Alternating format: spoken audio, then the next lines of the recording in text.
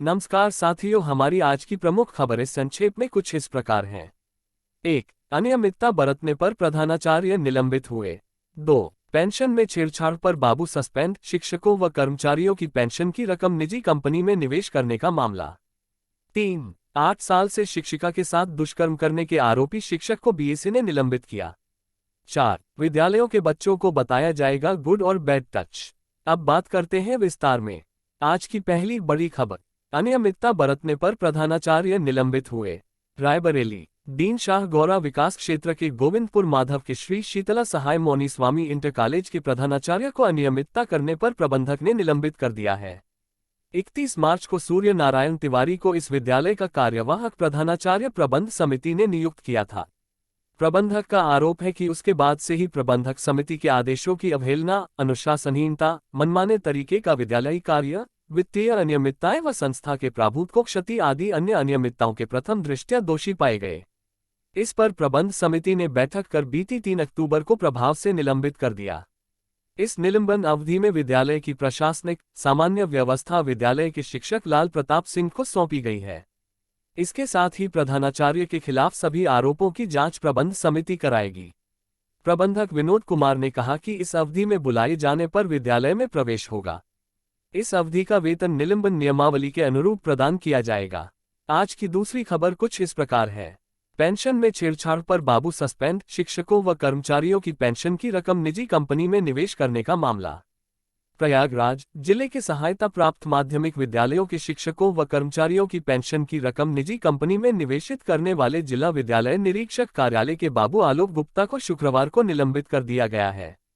मंडलीय संयुक्त शिक्षा निदेशक माध्यमिक दिव्यकांत शुक्ल ने वरिष्ठ सहायक आलोक गुप्ता को DIOS के यूजर आईडी एवं पासवर्ड का दुरुपयोग कर कुछ शिक्षकों कर्मचारियों के एनपीएस खातों में निवेशित रकम को बिना उनकी सहमति के डिफॉल्ट फंड से अन्य फंड में स्थानांतरित करने का दोषी पाया है। कर्मचारी आचरण नियमावली 1956 के विरुद्ध कार्य करने पर आलोक गुप्ता को निलंबित करते हुए राजकीय इंटरमीडिएट कॉलेज अर्जुनपुर गढ़ा फतेहपुर से संबद्ध किया गया है। मामले की जांच मंडलीय सहायक बेसिक शिक्षा निदेशक तनुजा त्रिपाठी को दी गई है। जानकारों की माने तो इस मामले में एफआईआर भी कराने की तैयारी है। पेंशन की 80 करोड़ से अधिक राशि निजी कंपनी में ट्रांसफर। एडेड कॉलेजों के शिक्षकों कर्मचारियों की एनपीएस में निवेशित 80 करोड़ से अधिक की रकम निजी कंपनी में ट्रांसफर करने की चर्चा है। कितने शिक्षकों और कर्मचारियों की राशि एक से दूसरे खाते में भेजी गई, ये तो जांच का विषय है।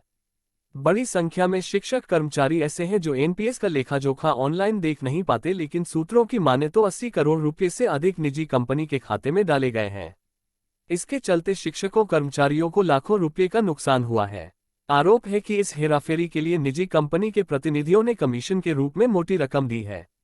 प्रयागराज एडेड कॉलेजों के शिक्षकों के एनपीएस का धन प्राइवेट कंपनियों को बिना शिक्षकों की सहमति के स्थानांतरित करने के मामले में माध्यमिक शिक्षक संघ ने गंभीरता से लिया है। संगठन के प्रतिनिधिमंडल ने शुक्रवार को मंडलीय संयुक्त शिक्षा निदेशक दिव्यकांत शुक्ल, DIOS PN सिंह व वित्त नियंत्रक पवन कुमार को ज्ञापन देकर आपत्ति दर्ज कराई। मंडलीय मंत्री अनुज कुमार पांड्या, जिलाध्यक्ष राम प्रकाश पांड्या, जिला मंत्री जगदीश प्रसाद, डॉक्टर चंद्रावर शुक्ला व सुधीर मिश्रा आदि ने चेतावनी दी कि शिक्षकों की पेंशन की रकम 7 दिन में पूर्व फंड में स्थानांतरित नहीं होने पर आंदोलन करेंगे। अनुज कुमार पांड्या ने बताया कि उन्होंने NSDL से संपर्क किया था। वहां से बताया गया ये काम DIOS कार्यालय से ही हुआ है। बिना शिक्षक कर्मचारी की सहमति के ऐसा करना गलत है। अब बात करते हैं अपनी तीसरी बड़ी खबर के बारे में। 8 साल से शिक्षिका के साथ दुष्कर्म करने के आरोपी शिक्षक को बीएसई ने निलंबित किया। शामली एक परिषदीय स्कूल में 8 साल से शिक्षिका के साथ दुष्कर्म करने के मामले में जेल में बंद आरोपी शिक्षक को बीएसई ने निलंबित कर दिया है। बीएसई ने निलंबित करने के बाद रिपोर्ट डीएम व शासन को भेज दी है। गढ़ीपुख्ता थाना क्षेत्र के एक परिषदीय स्कूल में वर्ष 2015 से सहायक अध्यापक विजय और सहायक अध्यापिका तैनात थे। इन दोनों में दोस्ती हो गई थी। आरोप है कि विजय ने शिक्षिका को शादी का झांसा देकर 8 साल तक दुष्कर्म करता रहा। जब शिक्षिका की शादी हो गई तब भी उसके साथ छेड़छाड़ करता था।